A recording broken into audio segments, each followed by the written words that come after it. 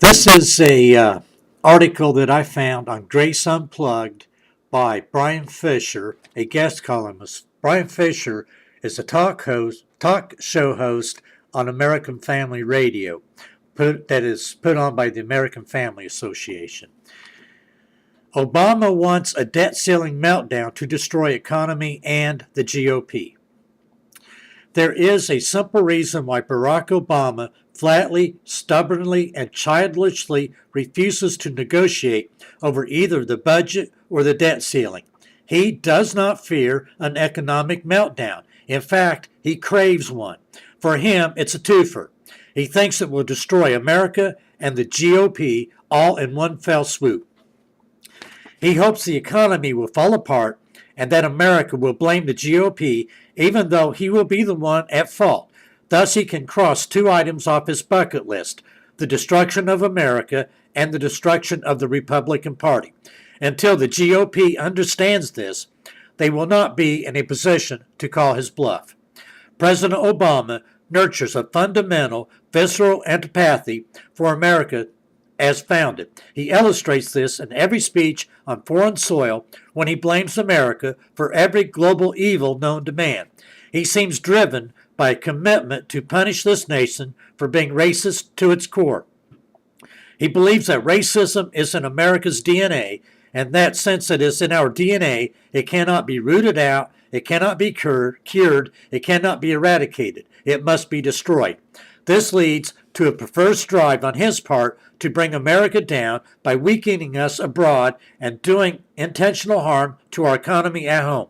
It's a part of the punishment he feels called to dish out in retribution for our imperialism and racism.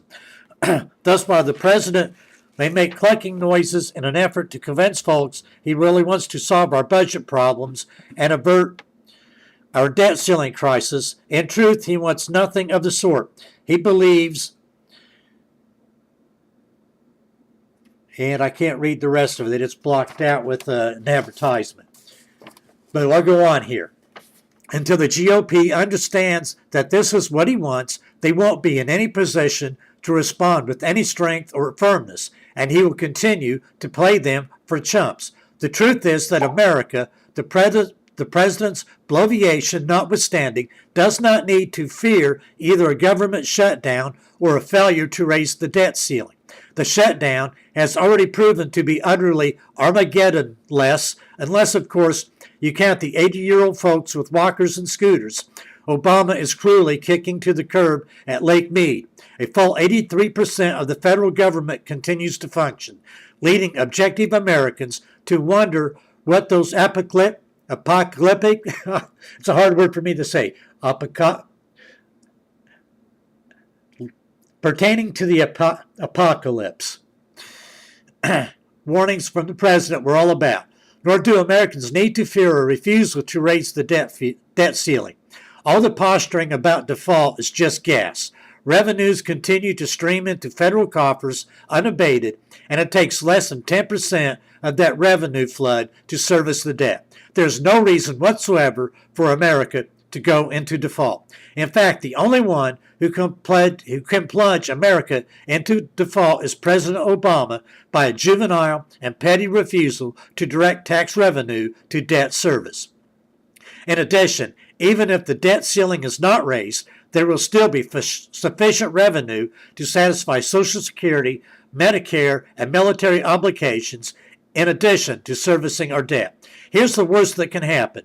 If the United States does not raise the debt ceiling on the morning of October 17th, it will have a balanced budget by the close of business that very day. There is no need for a constitutional amendment. If we want America to live within its means, as even the president pretends to do, it can happen in just 9 days.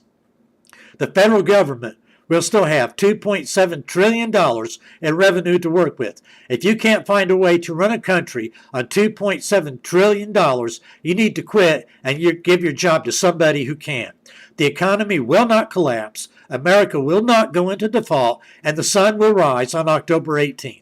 In other words, if the GOP is thinking clearly, they will recognize President they will recognize President Obama is all bark and no bite, all pettiness and no punch. The increasingly hysterical complaints from liberal pundits that the media is going too easy on the GOP is proof positive that they are losing the public debate and know it. Now is no time for the GOP to go wobbly. Stick to your guns, guys, and perhaps it will not be the United States, but Barack Obama who is brought to his knees.